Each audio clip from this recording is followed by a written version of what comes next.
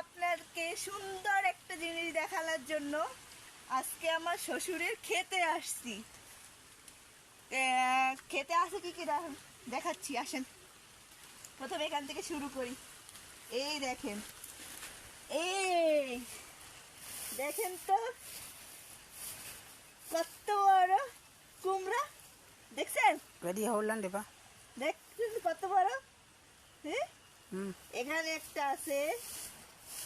আমার শ্বশুর সবগুলো বন্ধ করে রাখছে, এরকম করে রাখলে ভালো হয়। এখানেও আছে, আর আছে, দেখাইতেছি আমি।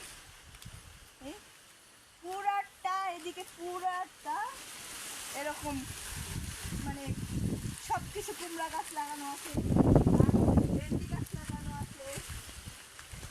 এই এখানে একটা আছে কুমড়া, দেখছেন? এখানে একটা বন্ধ করে রাখছে আমার শ্বশুর, যাতে কোনো কিছুতে না। এদিকে আছে, ও দেন না হারি ও বান না, এদিকে আছে। ওয়া আয়া মে আরো সুন্দর একটা জিনিস আছে, সুন্দর একটা করল্লা। ও আমার চুলটা খেতে লাগে।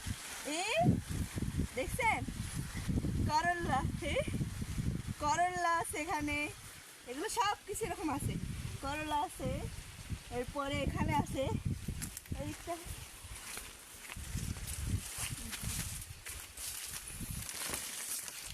রকম টেনে নেন, এই রকম। দেখছেন এদিকে, এদিকে সব এগুলা বরবটি গাছ, এগুলো সবগুলো বরবটি গাছ। এই এখনো বরবটি হয় নাই, আর কয়েকদিন পরে আসবে। সবগুলো আছে বরবটি গাছ, দেখছেন?